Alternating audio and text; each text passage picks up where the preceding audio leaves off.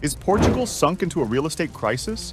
If you are planning to come and live in Lisbon or any other city in the country, then you will have already heard that a strong real estate crisis is currently ravaging the country. And in fact, many immigrants who planned to come to Portugal were scared after an article published reported that around 730,000 properties are unoccupied and abandoned in Portugal. Is this crisis so serious? What are the reasons? In the next few minutes, you can better understand the different aspects of the crisis and understand what is true and what could be a lie and prepare yourself if you're going to live in the country.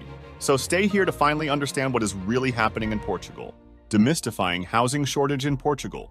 Portugal is often seen as a country where it is very complicated and scarce to find a place to live, often almost impossible. But we need to understand some points to show that this is not quite true, even though the country is going through a property crisis that are completely abandoned. Recent data shows that this does not necessarily represent a problem for those who want to find housing in the country. In these statistics that show more than 700,000 abandoned houses, it is also important to mention that these houses are not in a complete state of destruction. Of these abandoned houses, around 87,000 are in habitable condition, and in most cases, only a few repairs are needed. In this way, it is possible to see that there is a large supply of houses in Portugal. Therefore, this crisis in the real estate market is much more related to poor distribution and management than necessarily to the lack of housing. But what would be the reason for this crisis? Before delving deeper into this topic, subscribe to the channel and leave a like. This helps us create more relevant content for you. First reason, real estate market inflation. The first aspect is the inflation that haunts the real estate market. But this is not just a problem in Portugal. Several other first world countries are also having to deal with inflation in real estate. In Portugal, it has been noticed that over the years, houses and apartments have had a constant increase in purchase prices and mainly rental prices. With each passing year, the value of rent seems to double, making access to good housing increasingly difficult for foreigners and even Portuguese citizens. Factors such as population growth, urbanization, and internal and external migration can explain this increase in rental prices. Seeking a better quality of life, not only immigrants, but Portuguese citizens end up looking for opportunities in cities like Lisbon and Porto. As a result, demand in the real estate market grows, causing property prices and rents to rise. Second reason, many houses abandoned due to unresolved inheritances. Another curious factor that worsened the crisis in Portugal is that many of the houses are abandoned because the previous owners have already passed away, and the possible heirs are unable to reach a consensus on who should keep the house. It is common for there to be impasses between heirs when it comes to sharing assets, even more so when it comes to something as valuable as a house. But part of these situations is due to the lack of clarity left by the deceased when dividing assets. This means that many heirs cannot reach a consensus, and the result is several completely abandoned houses that could perfectly be inhabited. To resolve this situation, the government of Portugal took a new measure that established that if, after 3 years of the owner's death, the heirs do not reach a consensus and take over the house, then the government will take possession and sell the house. Third reason, lack of incentives to rent or buy a house. One of the main reasons that increasingly discourages property owners from selling or renting is the lack of incentives from the government. Owning a property ends up bringing a lot of expenses, whether in repairs or maintenance, but to rent a property in Portugal, you need to pay certain taxes every month. To get a better idea of this, owners need to pay IMI, which is the municipal tax on properties, which is calculated based on the property's tax value. In addition, around 23% of the value of each monthly rent must also be used to pay taxes. This all means that many owners prefer not to rent their properties to avoid spending on taxes and fees. Fourth reason, real estate speculation. Another reason that has worsened the crisis that many people are unaware of is the real estate speculation that has been occurring significantly in the country, where several investors, whether Portuguese or foreign, have been acquiring several properties without the intention of living or renting them, but rather hoping that the place appreciates selling for a higher price. Thus, many places are purchased and then resold or become rentals for those interested in staying for a short time, such as Airbnb, which is focused on tourists. As profitable as this may be, this constant practice ends up harming residents who are interested in staying in the place permanently and resulting in increased rent. Fifth reason, housing need. Another critical point that Portugal faces that ends up being connected to this crisis is the need for housing. The estimate indicates that around 136,800 additional properties are needed to be able to meet the demand. In other words, if the government wanted to get all the homeless people and low-income people who are unable to pay their rent, it would need around 136,800 additional properties, and this ends up exposing the country's great need for housing. One of the reasons for this increase is due not only to population growth, but also due to trends towards smaller and smaller families and the increasing number of divorces. The housing crisis in Portugal has made life difficult for many, but if you are an immigrant and don't speak Portuguese, the communication barrier can make the challenge even worse when dealing with it all. So don't let the language barrier get in the way of your life. Download the app we recommend to learn Portuguese and enjoy 7 days free. Link in description. Social influence. The crisis in Portugal goes much further than simply a financial impact, but also ends up having social consequences, both for immigrants and the Portuguese. One of the big problems that this crisis brought was the increase in inequality, where there is increasingly a huge difference between those who own properties and those who still do not have a fixed place to live and develop their lives. Those most affected end up being precisely low-income families who find it increasingly difficult to establish themselves in the most urban and centralized regions. Soon after, those most affected are the young people of the new generation. Many are trying to take the first step to leave home, but end up finding a real estate market with very high rents or home purchase prices and a salary that does not keep up with the inflation. Thus, in recent years, the number of young people who do not have their own home and need to stay in their parents' house or just rent a room to live in has grown a lot. In this way, the housing crisis ended up becoming not only a financial issue, but a social problem. Was there an impact of the pandemic on the real estate crisis? When we look at this entire situation in the country, can we also direct part of this problem to the pandemic?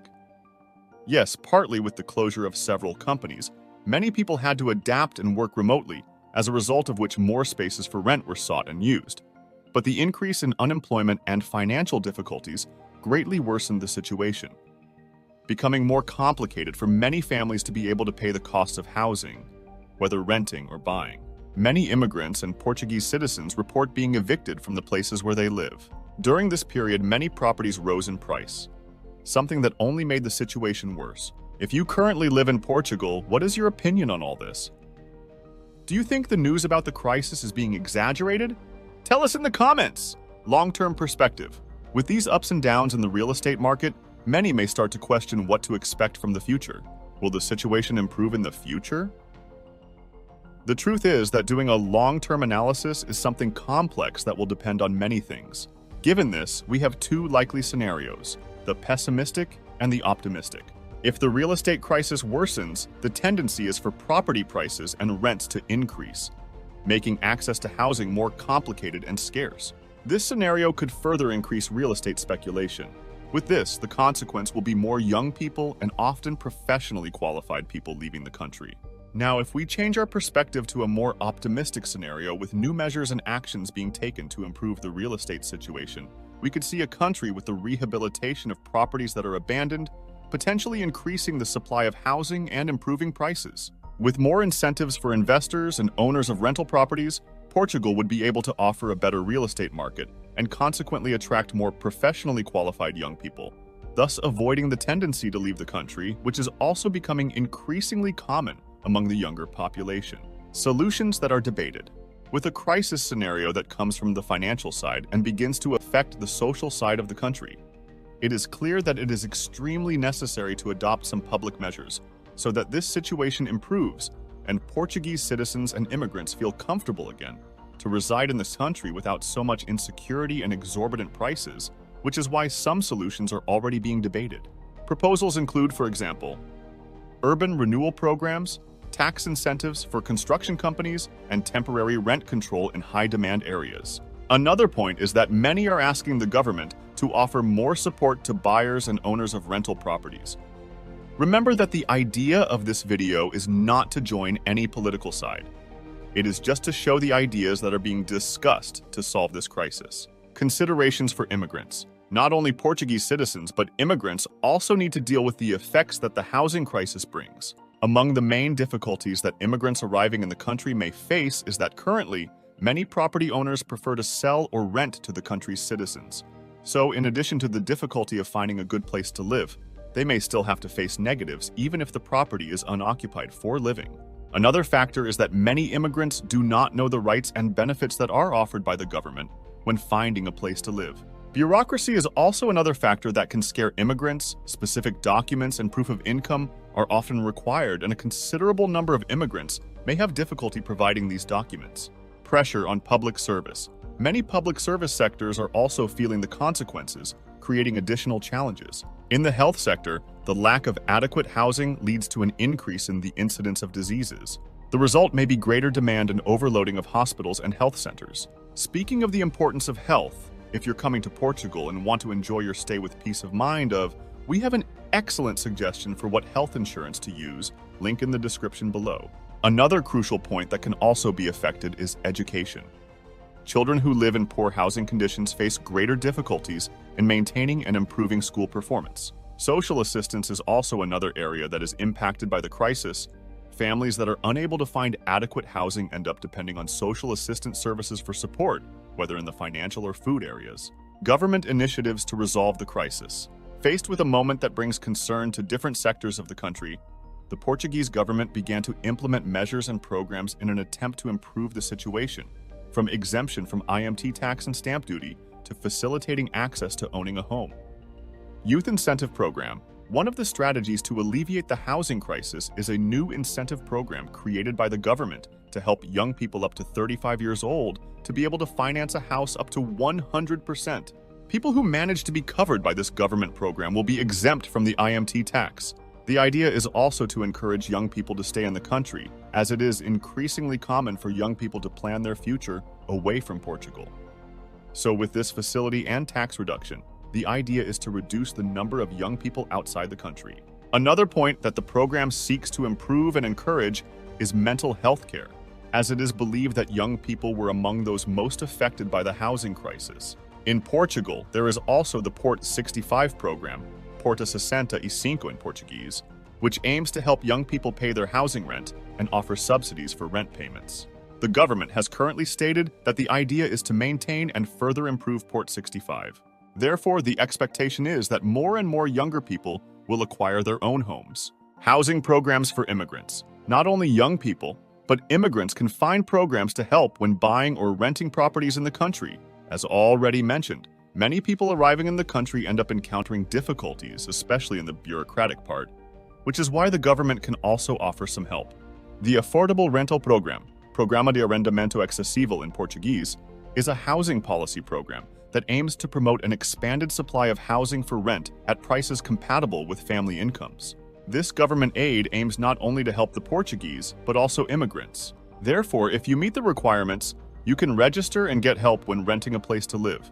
There are also municipal initiatives that aim to help immigrants settle in the country, which may include income subsidies and support in finding housing and other services. But this will depend on each city, so it is necessary to look for local authorities and consult the requirements and rights. Strategies for immigrants arriving in Portugal.